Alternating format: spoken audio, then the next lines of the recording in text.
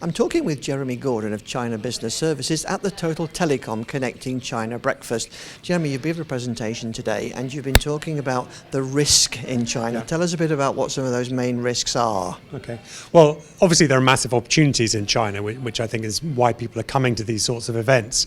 But less often people focus on the risks, but they don't focus on the risks until they're hit by the risks. So the sorts of things that I'm talking about are the cultural, political, economic and operational risks that people will find when they go to China.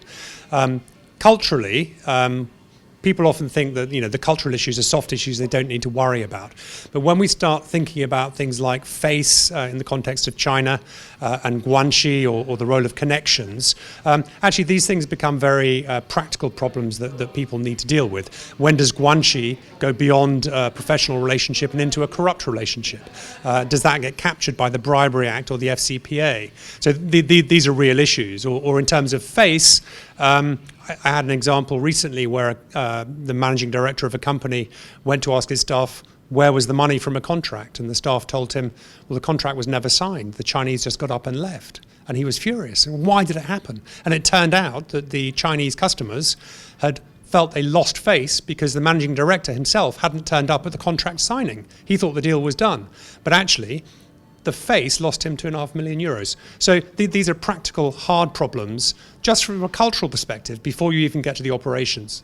I think you've written a book helping people through some of those issues. Yeah, Risky Business in China I published last year, but I've been working on strategy and risk issues in China for over 20 years, and I've tried to distill some of those learnings, good and bad experiences that I've had into the book. So yes, I look at those cultural issues, but also the importance of aligning yourself with a political reality, taking into account the changing commercial reality. China is no longer a cheap place to do business. It's a great place to do business. It can be, but it's no longer cheap. It's increasingly competitive. The costs are rising. It's subject to slower growth than we've been used to over the last 20 years. There's a lot of regulation, particularly with a focus on foreign companies. And there are various high-profile cases you might have read about, GSK bribery, Caterpillar losing hundreds of millions of dollars because they failed in their acquisition due diligence. So all sorts of things like this, which usually could be avoided if people took the right approach to the market.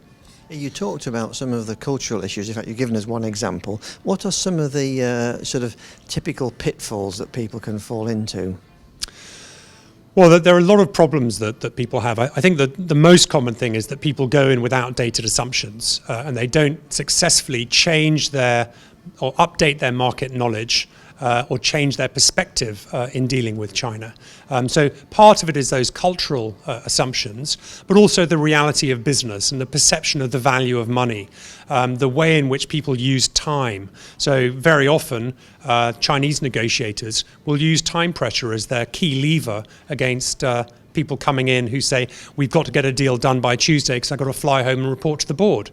And you can just see the Chinese negotiators rubbing their hands saying, fantastic, we'll give you a whole bunch of new demands at the last minute in the full knowledge that you have to say yes if you're going to succeed with your briefing to the board. So, a lot of the time people shoot themselves in the foot unnecessarily. But, there's no doubt that China is a complicated place to do business. And these, it's still, although the economic growth is slowing down, the pace of change in the market is very, very rapid. So what was true yesterday isn't necessarily true today. And that's true for regulation, but also the competitive position and the needs in different segments of the market. So apart from giving themselves a bit longer before they fly home, how can businesses manage risk better? Well, I think they need to do their planning and preparation. Take advice from people who are in the market. Don't try to make big decisions from far away.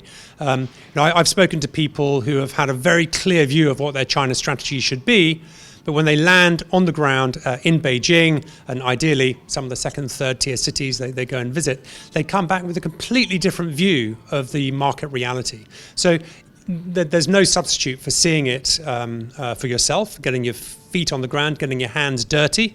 It's very difficult to manage a fast-changing business in China from a long way away. So it's important to do that research, to have independent advice, and to localize your business so that you can react in real time along with your domestic competition. But I guess despite the issues, cultural, risk, etc., the opportunities are still enormous. There are massive opportunities. And although the slowing economy gets a lot of press over here, and obviously the problems that big companies face in China make for great headlines, a lot of the opportunity is kind of lost below the surface or in the back pages of the business papers. So in certain sectors and for certain types of thing, there are massive opportunities. So around the technology segment, emerging Chinese brands that are going global, whether that is like a China Telecom or a Huawei or Lenovo, developing international brands, or whether it's brands that are being bought up by Chinese companies who are trying to get a global footprint or buy technology into China. You've got the Go West policy of companies pushing into Western China. You've got the Go Global policy for Chinese companies to invest outside. We've now got the Belt and Road strategy of China investing through Eastern Europe and into Europe. So all sorts of things happening around internationalization, e-commerce, those sorts of things. And I mentioned in my presentation also the travel market. More than 100 million Chinese traveling overseas last year, and those are the wealthiest, most international people in China. And for many companies and brands, those are going to be your initial customers and future ambassadors. So challenging but exciting business times ahead. Thank you very much for joining us. Pleasure. Thanks very much.